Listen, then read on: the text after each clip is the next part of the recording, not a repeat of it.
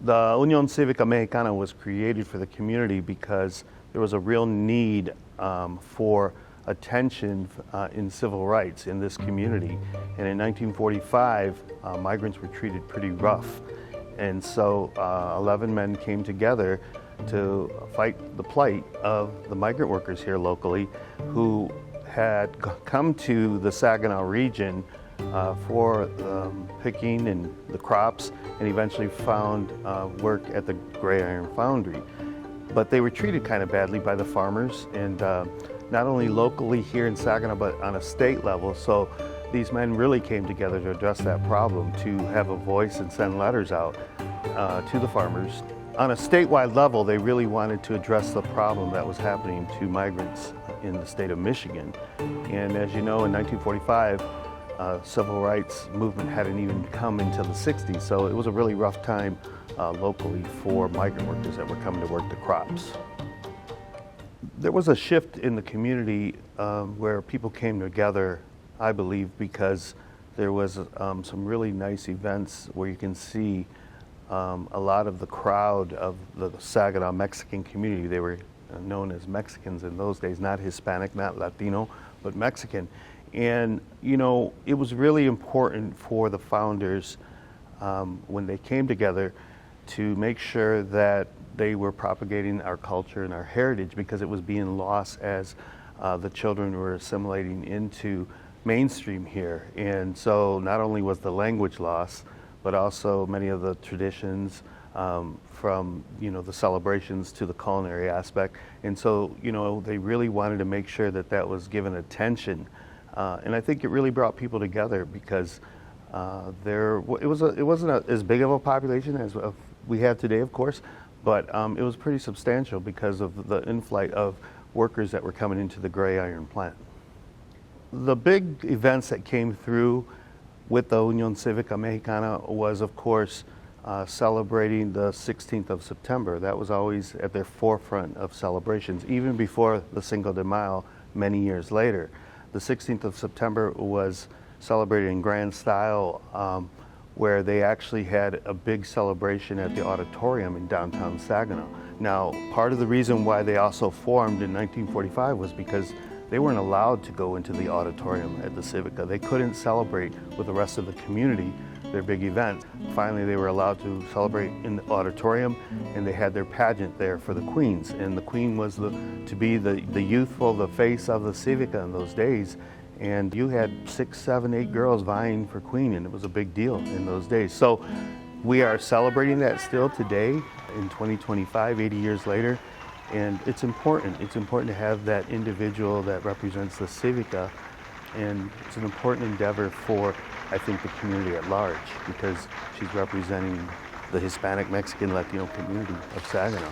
And unfortunately, you know, we're living in contentious times, and so it really is important that we continue on that road that the founders started by, you know, really promoting our culture and heritage to not only our people, but everybody in the community, the greater community, to remember that, you know, we are a viable, vibrant community that celebrates our culture and heritage just like everybody else. One of the highlights of the Union Civica Mexicana was Jimmy Carter's visit as stomping for the presidency of the United States in 1976. And Jimmy Carter came and wanted to broadcast to the nation to stomp for the Latino vote. And he was successful in doing that right here on the grounds of the Union Civica Mexicana. And so it was really nice because we consider that one of the highlights of our history here at the Civica, that we actually had an incoming president. 2 months later, he was elected as the President of the United States, and that was a big moment for us here in Saginaw. What we're doing here to keep the culture alive at the Union Civica is we have signature events throughout the year that have sustained our organization and this historic hall. And the main one, of course, is the Cinco de Mayo celebration that we have celebrated for the last 46 years in our community. And we also have Tamale Taste Off, which really brings a lot of tamale lovers to our Civica. And we also have the celebration of Dia de los Muertos, which has become very popular with the movie Coco.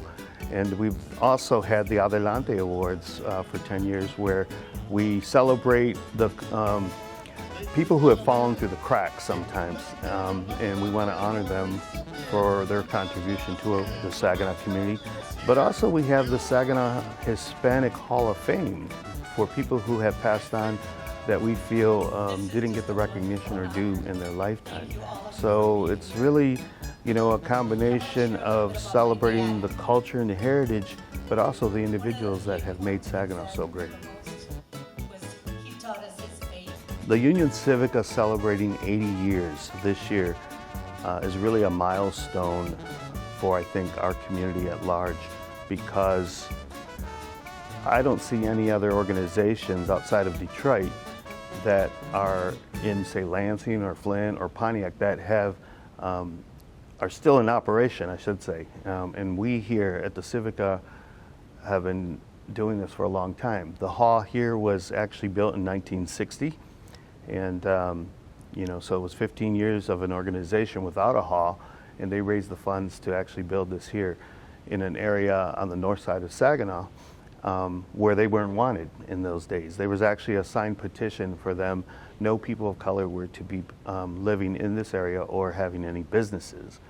So they had to fight that in terms of civil rights, and they were successful in doing that. But to me personally, you know, I see that my grandfather started this with men in 1945 who were relatively new to this country, and they wanted to make their life better here in the Saginaw, in El Norte, in the Michigan region. And they came as migrant workers, and they wanted that better life for their children, their grandchildren. And I think that with the Union Civica Mexicana, it means a lot to me, because I feel like we, this generation and the generation before us, we were the American dream. We are the ones that they did that for, and they, you know, worked so hard, and they fought for the civil rights of the Mexican people in this community.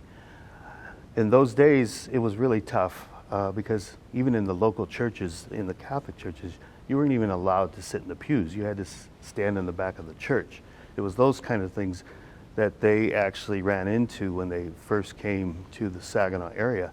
And so I feel like our generation, my generation particularly, we benefited from the hard work of those men who fought for the civil rights of our people. I would like to see younger people get more involved to continue on in the legacy of the Union Civica as well as the historic hall here, because we have really benefited as a community. Every Mexicano, every Hispanic, Latino in the Saginaw Great Lakes Bay region has been affected by this organization, whether they know it or not. And I think that in these times when we are really put to the test of who we are as a community, I think we're going to need the young people to really step forward. And I know that their voice is strong. They participated in the election and were really, you know, had a voice. And I think that if they utilize that same power, we can continue on with this organization for another 20 years and mark the 100th anniversary of the Civica. I want to say the Union Civica was formed in 1945 for 3 reasons. And I've touched on the civil rights issue because that was very big in, like I said, the civil rights movement didn't come until the 60s, although, you know, people were treated badly. They were very victorious in winning those rights as minorities in this community. So the civil rights was the first issue. The second issue was to promote the Hispanic culture and heritage, to make sure that our children and their children continued on and kept those traditions and the legacy of their grandparents. And the third reason was something that I think we need to do a little bit more work on, and that is educational attainment for our youth. It seems at that time it was very difficult because their children were Spanish speakers, and that the loss of the language came later. But in 1945 it was difficult for any Mexican descendant to accelerate in the public schools, and many of them were dropping out, as you know, and it wasn't until years later that we were able to have college-educated individuals. The first Mexican that graduated here in the Saginaw area was Joseph E. Diaz, who founded the Union Civica with those men. So it was really something because no other founder graduated.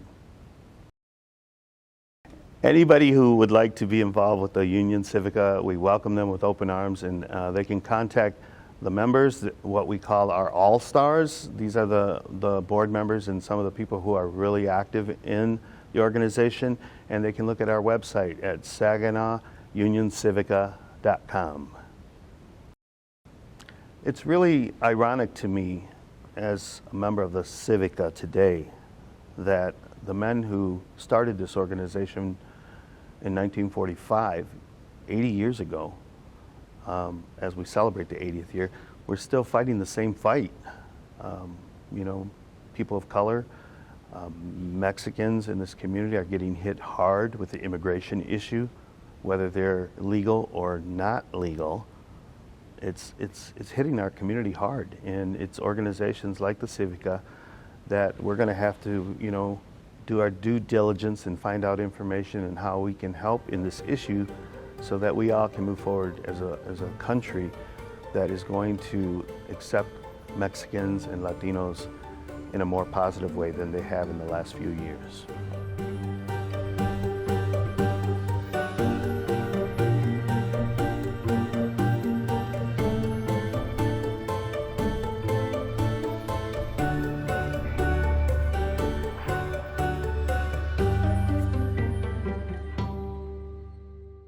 Thanks for watching. If you enjoyed this video, please like, share, and subscribe. And make sure to click that bell icon to stay notified when we upload new content. Videos like this are only possible because of viewers like you. To help support this channel, click on the link in the description below. We'll see you next time.